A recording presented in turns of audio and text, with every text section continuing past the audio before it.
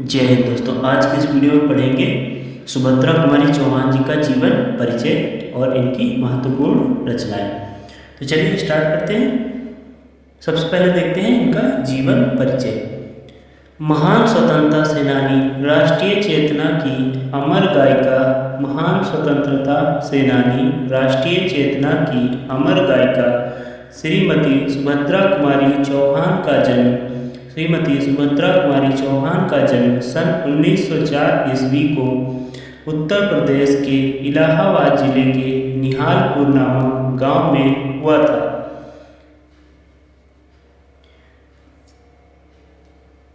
इनके पिता का नाम श्री रामदास सिंह था। इनके पिता का नाम श्री रामदास सिंह था।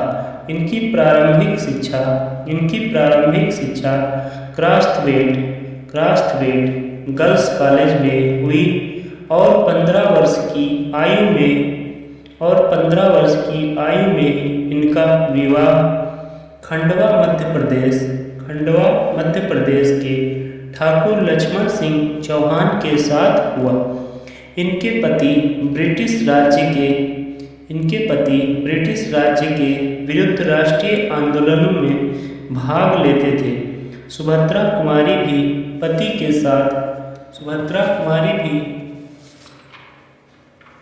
के साथ राजनीतिक आंदोलनों में भाग लेती थी, जिसके कारण कई बार जेल भी गई।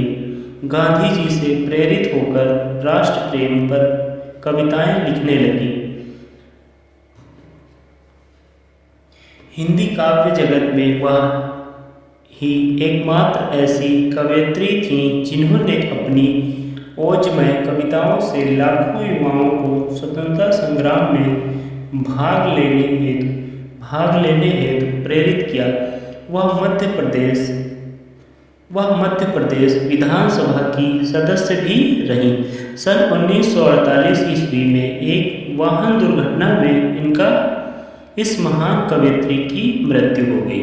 अब रीड कर लिए, अब चलिए समझते हैं। एक बार अच्छे से इसको समझ लेंगे ताकि याद आ जाए।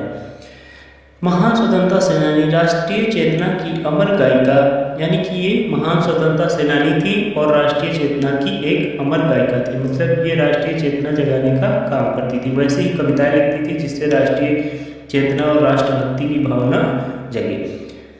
सुभद्रा कुमारी चौहान का जन्म सन 1904 ईस्वी में, इनका जन्म 1904 ईस्वी को उत्तर प्रदेश के इलाहाबाद जिले के निहालपुर नामक गांव में हुआ था। यानी कि उत्तर प्रदेश राज्य के इलाहाबाद जिला और निहालपुर नामक गांव में हुआ था। इनके पिता का नाम श्री रामदास सिंह था। इनकी प्रारंभिक शिक्षा क्रास्थवेट गर्ल्स कॉलेज में हुई। इनकी प्रारंभिक शिक्षा कहाँ हुई थी? क्रास्थवेट गर्ल्स कॉलेज में। और 15 वर्ष की आयु में ही इनका विवाह हो गया। यानी कि इनकी 15 वर्ष की आयु में ही इनकी शादी हो गई थी। खंडवा मध्य प्रदेश के ठाकुर लक्ष्मण सिंह चौहान के साथ हुआ। इनके पति ब्रिटिश राज्य के विरुद्ध राष्ट्रीय आंदोलनों में भाग लेते थे। तो उस टाइम क्या होता था? ब्रिटिश राज्य के खिलाफ आंदोलन चल रहे थे बहुत सारे, तो उन आंदोलनों में इनके पति भाग लेते थे। तो उनके साथ सुभद्रा कुमारी चौहान भी पति के साथ राजनीतिक आंदोलनों में भाग लेती थी। तो यह भी अपने पति के साथ उन राजनीतिक आंदोलनों में भाग लेने लगी, जिसके कारण कई बार जेल भी गई। और उसी के कारण, आंदोलन में भाग लेने के कारण कई बार जेल भी गई और गांधी जी से प्रेरित होकर राष्ट्र प्रेम पर कविताएं लिखने लगी। यानी कि गांधी जी को जब इन्होंने गांधी जी से मिला, गांधी जी का राष्ट्र प्रेम देखा, तो उनसे प्रेरित होकर यह भी राष्ट्र प्रेम पर कविताएं लिखने लगी। हिंदी काव्य जगत में वह ही एकमात्र ऐसी कवयित्री थी जिन्होंने अपनी ओजमय कविताओं से लाखों युवाओं को स्वतंत्रता संग्राम में भाग लेने हेतु प्रेरित किया। तो उस टाइम हिंदी काव्य जगत में, हिंदी साहित्य में यह सुभद्रा कुमारी चौहान जी ही एक ऐसी मात्र गायिका थी जो देश प्रेम पर और राष्ट्रीय भावना पर कविताएं लिखती थी, जिससे युवा लोग देश के प्रति अपने प्रेम की भावना जगे और वह स्वतंत्रता संग्राम में भाग ले। वह मध्य प्रदेश विधानसभा की सदस्य भी रही और बाद में यह मध्य प्रदेश विधानसभा की सदस्य भी रही। सन 1948 ईस्वी में एक वाहन दुर्घटना में इस महान कवयित्री की मृत्यु हो गई। उसके बाद 1948 ईस्वी में एक वाहन दुर्घटना में इनकी मृत्यु हो गई। अब देखते हैं इनकी कुछ महत्वपूर्ण रचनाएं।